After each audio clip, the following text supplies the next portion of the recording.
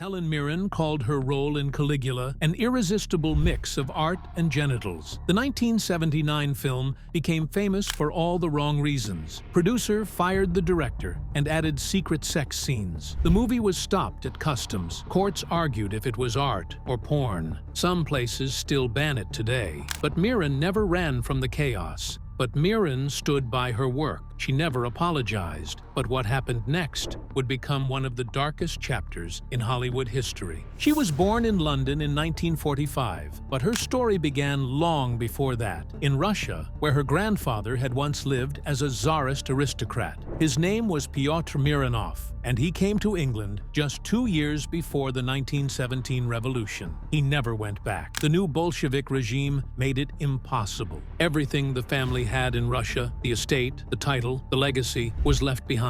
Helen Mirren, or Ilinia Lydia Mironov, as she was named at birth, inherited this history. Her father, Vasily, was Russian-born. Her mother, Kathleen, was British and working class. It was a mix of two very different worlds. Helen was born in Chiswick, in Queen Charlotte's Hospital, the middle child between her older sister Catherine and younger brother Peter. When she turned 10, her father decided to change the family name from Mironov to Mirren. It was 1955, and many immigrant families were doing the same, trying to sound more British, trying to blend in. Her father had worked as a cab driver, a violist, a driving examiner, and finally, in the Ministry of Transport. He knew how hard life could be. Changing the name was a way to protect the kids from questions, from assumptions. But Helen never forgot where they came from. In 2007, she even went to Russia, stood on the land her grandfather once owned, and planted red roses on her great-grandmother's grave. She didn't grow up with television, no cinema nights either. The house was quiet, except for books and conversation. That's probably why the first time she saw live theater, when she was 13, it hit her like a bolt of lightning. It was Hamlet, and she couldn't look away. She later said it was all the over-the-top drama that got her. It wasn't subtle or small. It was big and raw and alive. That moment lit something in her. She didn't dream of being a movie star. She dreamed of being on stage, where anything could happen. She went to a Catholic school, St. Bernard's High School in Southend-on-Sea. It was strict and structured, but in that rigid place, one teacher saw something in her. That teacher told her to audition for the National Youth Theater. It sounded impossible. Her family didn't have money for acting school, but the NYT was free,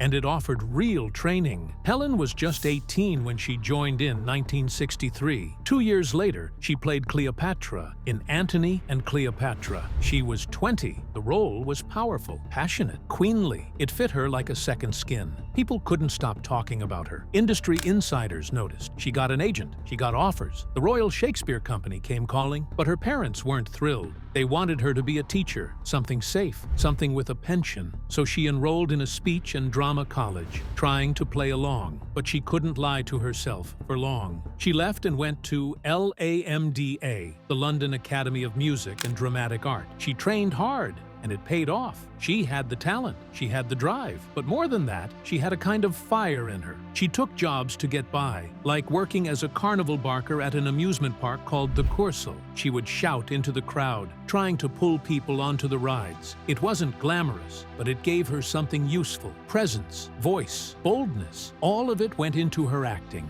At just 20 years old, and changed everything. She was cast as Cleopatra in Antony and Cleopatra with the National Youth Theater. It wasn't just a good performance, it was electric. People in the audience couldn't look away. Her presence was raw, bold, and unforgettable. She didn't just play a queen, she became one. It was her third year with the company, but this was the role that launched her. Critics raved about her power and sensuality. That same performance got her an agent. More importantly, it caught the eye of the Royal Shakespeare Company. She was only 19 when the RSC invited her in. That's something actors dream about for years, and she did it before she was even out of her teens. Her first role there was in Coriolanus, and that opened the door to everything. Over the next few years, she threw herself into Shakespeare. The Revenger's Tragedy, All's Well That Ends Well, Troilus and Cressida, As You Like It, and The Two Gentlemen of Verona. Critics couldn't stop talking about her. Yes, she was young and beautiful, but more than that, she could act. She had depth, rage, softness, and fire.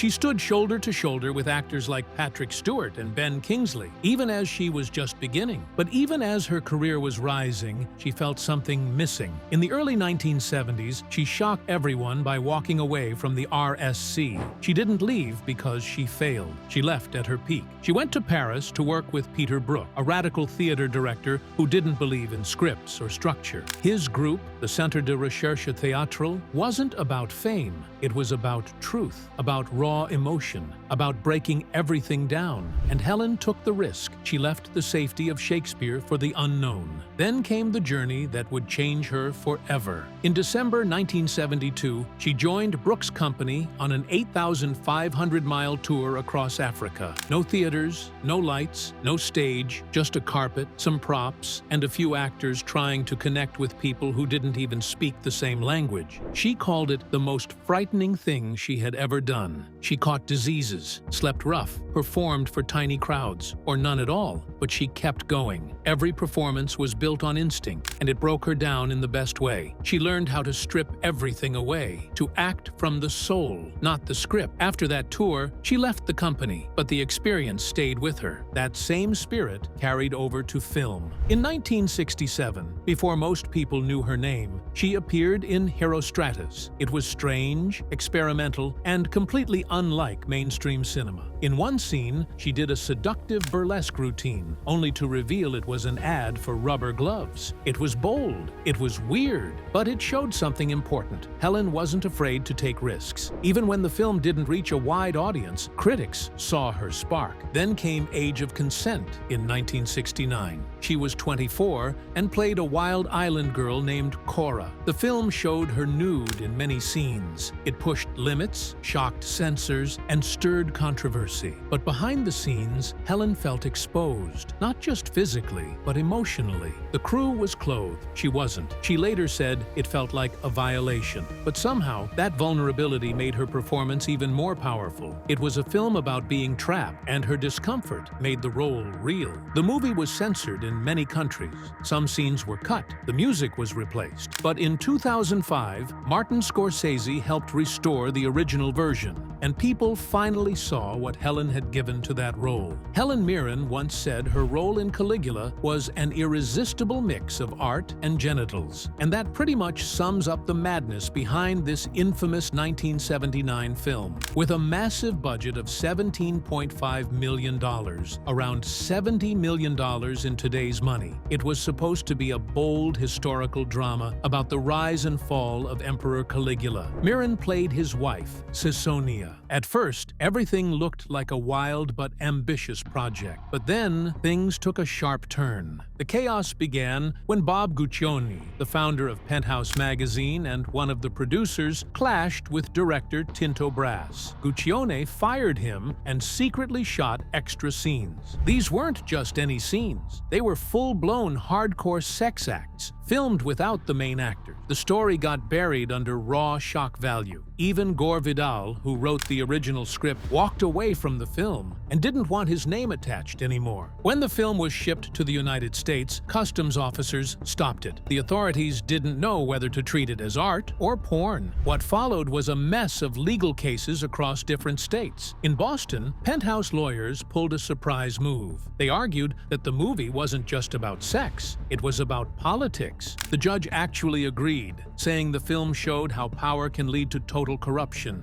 That saved it from being banned on obscenity grounds, even though the court admitted there was nothing artistic or scientific about the sexual content. Still, not every country was convinced. The full version of Caligula is banned in several places even today. But all that controversy only made it more famous. People couldn't stop talking about it. Some went to see it just to witness the madness for themselves. In the end, the film made somewhere between $10 million and $23.4 million worldwide. Not bad for a movie nobody could agree on. Helen Mirren didn't just ease into cinema. She kicked the door open and made sure people noticed. When The Long Good Friday finally hit theaters in 1981, it wasn't just another British crime film. It was raw, political, explosive. Bob Hoskins played the raging gangster trying to modernize London's underworld. But Mirren, she was the calm in the chaos, sharp, elegant, and dangerous in her own way. Her character, Victoria, wasn't just a gangster's girlfriend. She was the one person in the room who always knew what was really going on. The film was shot all over London, Savoy Hotel, Isle of Dogs, St. Catherine Docks, and felt like a farewell to the old city. Critics couldn't get enough. It now holds a 97% rating on Rotten Tomatoes. It was a warning shot. She wasn't just a stage actress anymore. She was about to take over the screen. The very next year, she did something wild. Excalibur wasn't just fantasy. It was fire and tension wrapped in metal armor. Mirren played Morgana, a sorceress dripping with malice and seduction. But what made it even more intense was real life. Her co-star, Nicole Williamson, hated her. They'd clashed before in a failed Shakespeare production. The director, John Boorman, knew this and cast them together anyway. The result? Sparks. On screen, they tore into each other with raw energy. Off-screen, something softer happened. Helen Mirren met a young Irish actor named Liam Neeson. He was 28. She was 35. The sparks were different this time. Passionate, real. They started a relationship that lasted for years. The film only cost $11 million to make, but it pulled in $35 million in the US and Canada. It was also packed with young talent, Gabriel Byrne, Ciarán Hinds, and it won Best Artistic Contribution at Cannes. By now, Mirren wasn't just part of cinema, she was shaping it. Then came Cal in 1984. It didn't make much money, hardly anyone saw it in theaters, but for those who did,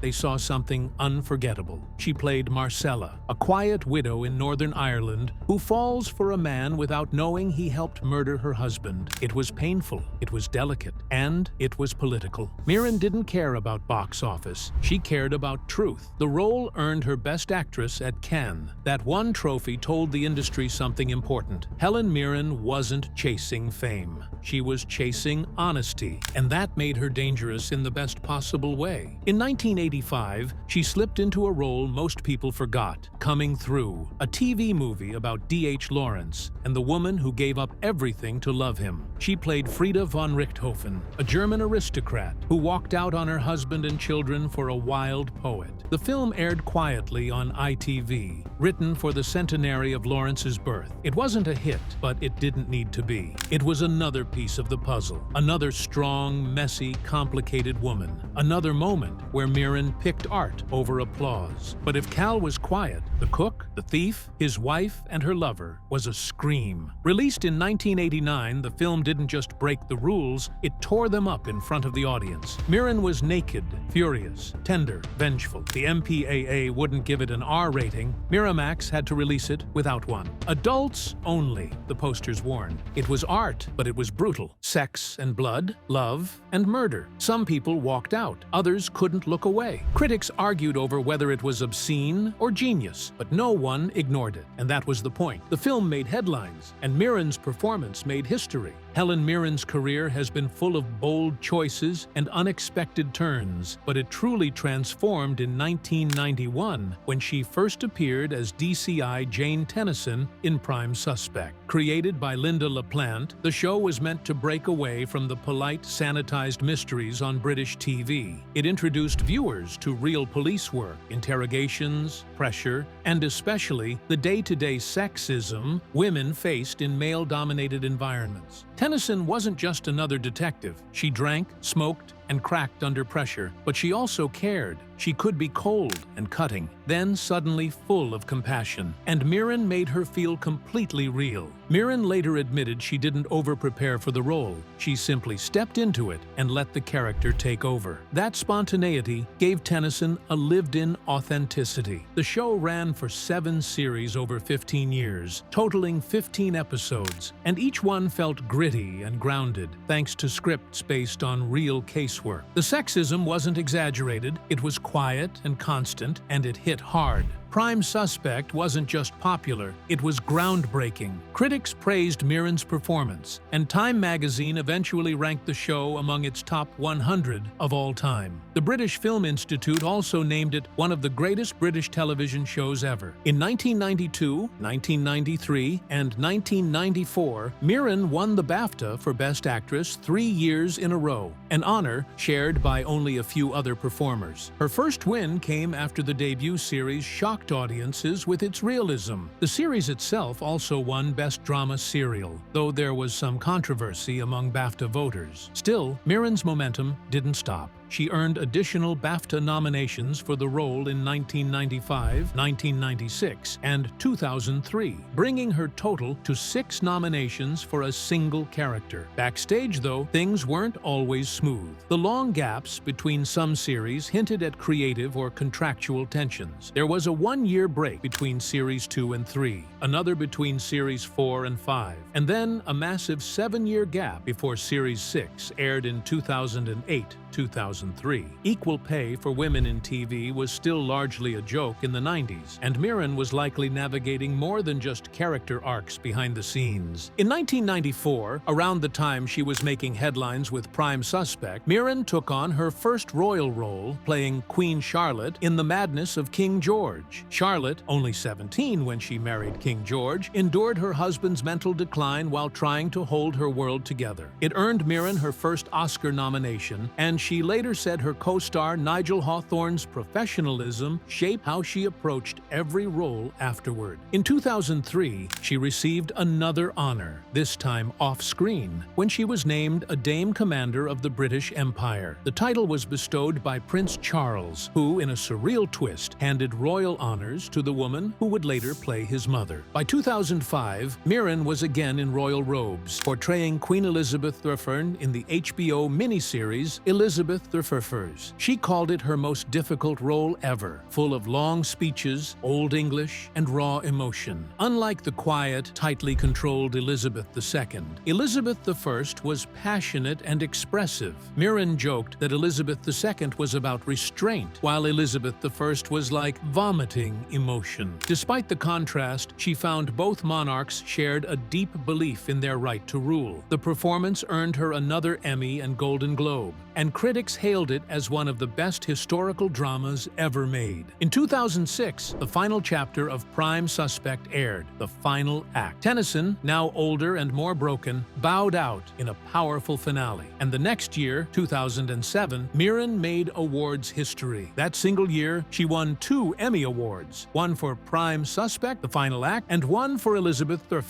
At the same time, she also won a Golden Globe, SAG Award, and the Academy Award for Best Actress, this time for playing Queen Elizabeth II in The Queen. It was the kind of acting achievement no one had seen before. 1 actress, 2 queens, 1 unforgettable detective, all in the same awards season. Her transformation into Elizabeth II wasn't just technical, it was emotional. She found the character through subtle details, the weight of the wig, the plain tweeds, the tight posture. At one point, during costume fittings, she even cried, feeling overwhelmed by the burden of portraying someone so emotionally controlled. And yet, she delivered a performance that moved even those who didn't care about the monarchy. Mirren's own parents were Republicans, but after playing the Queen, she said, "I found myself with a huge admiration for her." At the 2007 Oscars, she gave a speech that summed up the full circle. With her handbag in one hand and an earring in the other, she thanked Queen Elizabeth II directly. "If it wasn't for her, I most certainly would not be here." Then she raised the Oscar and said, "Ladies and gentlemen, I give you the Queen." In 2017, the Prime Suspect legacy was revisited when Stephanie Martini starred in Prime Suspect 1973, a prequel. Martini admitted that playing a younger Tennyson was brutal, not just because of the work, but because of how much the job consumed the character's life. You couldn't clock out. You carried the pain with you. By 2009, The Times ranked Mirren among the top 10 British actresses of all time.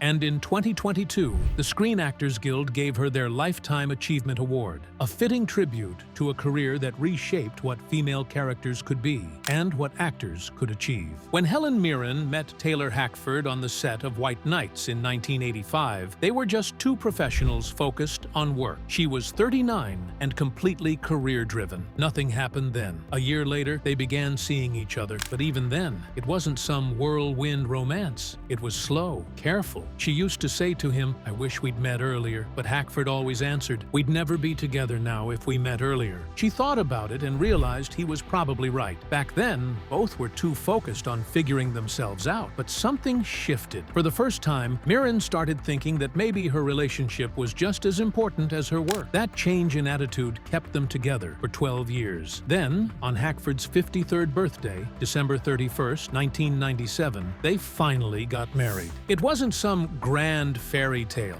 They chose a quiet church in the Scottish Highlands. And the reason? Legal stuff. She admitted they married because they realized they were in it forever. She once joked that economics were the only reason to get married. But still, she said, "I'm glad I did it. I ended up loving it more than I thought I would." Even though she married late, Helen Mirren never had children. She didn't want to. She told the Sunday Times that motherhood just wasn't in her destiny. And she meant it. No regrets. No looking back. She said she never had that maternal instinct, not even once. The only time she felt a flicker of sadness was after watching Parenthood in 1989. She cried for 20 minutes, but then she moved on. She said, "I got over it." Some people told her she'd regret not having kids, mostly older men. Her answer? Fuck off. She said women never gave her a hard time, only those boring old men who thought every woman needed to be a mother. She waited, thinking the urge might come. It never did. At 65, she did something nobody saw coming. She became an action star. In Red, she played a former MI6 agent who could kill without blinking, literally. She trained herself not to blink while shooting guns. She brought her own Giorgio Armani purse to the set because she said, "I never had the right occasion for it until this." The film made nearly $200 million,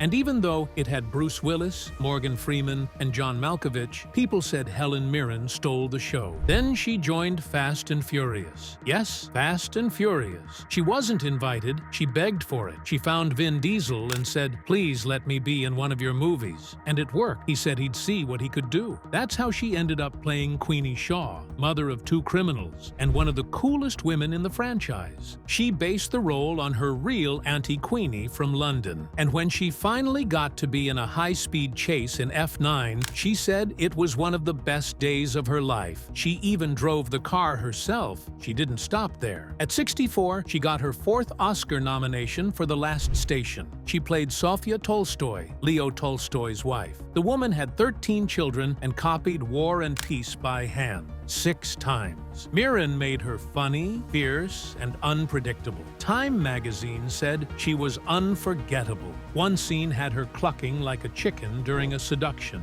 and yet it was still powerful. She and Christopher Plummer, who played Tolstoy, both got nominated. The movie filmed partly in Russia, but also in Germany, at real historical locations. In 2007, she wrote her autobiography, In the Frame. It wasn't just words, it had photos too. She talked about her Russian roots. Her real last name was Mironov. Her grandfather was a Russian aristocrat who escaped to London. Her father became a cab driver. She also spoke openly about bad romantic experiences. Some she later called date rape. She got her first tattoo on a Native American reservation.